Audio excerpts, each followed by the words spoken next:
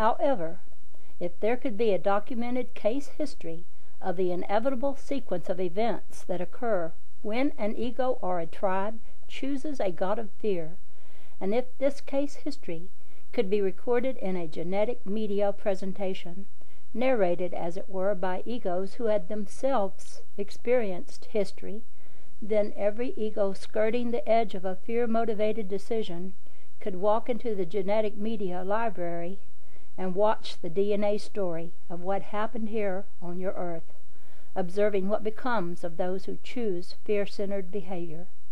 They could watch a graphically illustrated story of what happens to those who ignore their natural design and misdirect their energy into cancerous and ultimately self-destructive behavior.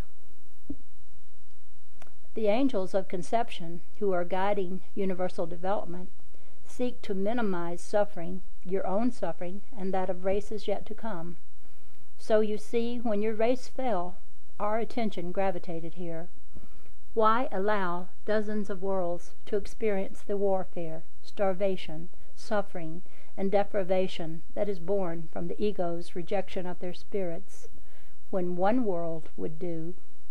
And if that one world were the source world, the point of conception for all similar life forms to come, then there would, after the lesson was learned, be a built-in genetic immunity to such disease in the future.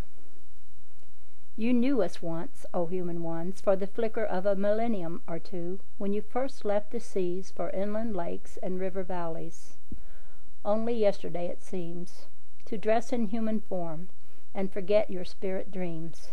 But it was time enough. We saw the sparkle in eyes we recognized, and we knew we could never abandon you. We were patient when your ego-ruled ancestors ran off into the jungle night. We knew that someday your own intelligence would lead you to seek contact with us once again. We maintained the conditions that surrounded this egg of possibility. We held the earth carefully and assigned to her the brightest spirits. In this age, our patience is rewarded. There are those of you who at last look up and see beyond the microscopic interpretations of your egos. You perceive us. We communicate. We do what we can with the words of your ego-created languages. But it is like speaking with our hands through the movement of their shadows on cave walls, the fires of your interest flickering.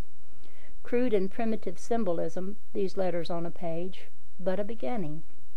For as you sense the reality behind these words and follow the direction of our thought, there is movement in your life. You leave the cave of history's deceit and enter the sunlit garden that has ever been your true home. We are the pattern beings, the winged ones, the light bearers. We are the reality of your perfect spirits, coming now to consciously incarnate in your human fields. During the millennia of your unconsciousness, we obeyed your instructions. We maintained the precise temperature range that would produce for you a child, a species, a mingling of star and planet, an autonomous biological world, creature being of a new and blended kind. The requisite human life forms now cover the earth. Their physical forms are complete. A 3.5 billion year creative process culminates in your awakening. The human information age explodes in unprecedented comprehension waves, pulsing comprehension waves flowing into a solar age of flowers. A star child rides the crest of light, and bathed in light is born in love, rejoicing. Next chapter, Afterward. The day was over. I entered the twilight interior of the lodge and sat cross-legged in a circle of half-naked people. Fascinated, I watched as glowing red-hot stones were, one by one, brought in silence to our circle's center. Motion slowed. The last of the stones was set in place. The opening of the lodge sealed. I could taste the blackness, the silence, the stillness of human space. Time flowed without time, with no measure of its passage, and suddenly there was light. Dried celery root was dancing upon the glowing rocks. swirling, sparkling like 10,000 twinkling stars in the great eternal path of the Milky Way. Memories arose from some uncharted realm within me to form patterns in the starlight glow. I felt an unnamed power, intimate, familiar. I had often heard of the Sweat Lodge ceremony, but this was my first experience in a traditional Native American lodge. The dome-shaped structure had been constructed on the slopes of Mount Shasta by a member of the Karuk tribe. Each component of the frame was built with the type of wood specified by long-standing tribal tradition. Covered with colored blankets, the Sweat Lodge rested beside the ice-cold flowing waters of a spring-fed river. The sweat ceremony was offered on this, the first evening of a starseed gathering on the mountain. It would take many pages to describe what transpired in that lodge. Even in the silence before the first water was splashed upon the rocks, the words in which I attempted to clothe my understanding of what was happening had already become as elusive as if they were dead leaves caught up in some restless spirit wind. But as the water was splashed upon the glowing red-hot jewels of the earth, and the first bursts of steam threw its power in the air, a rushing gust of memory seemed to blow the last of those tattered word leaves far into the depths of night. I found myself suspended in a silence rich and enduring, a silence within which language did not so much seem to cease as to be given birth.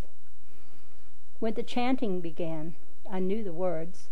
I knew the melody, the rhythm, the inflection. I knew their every meaning. Without thinking, I sang from the depths of my heart in the familiar, flowing Native American tongue.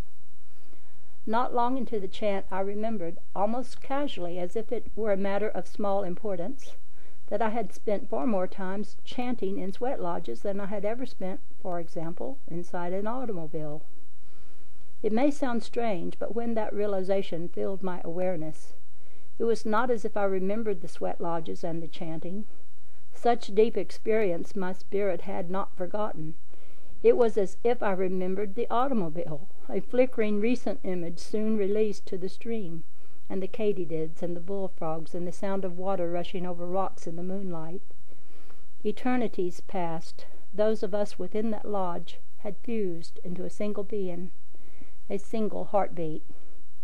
Time after time water was thrown upon the glowing stones.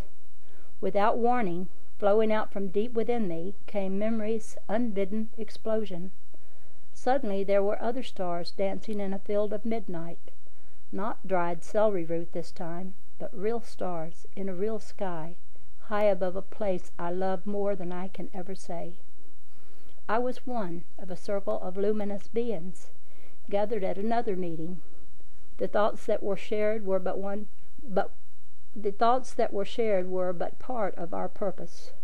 The very arrangement of our circle and its placement against the stars was itself designed to imprint upon us something more, so that later, if a time came when we found ourselves slumbering beneath a blanket of history, the very image of the circle of the faithful of the stars might shake something loose in us and jolt us into wakefulness.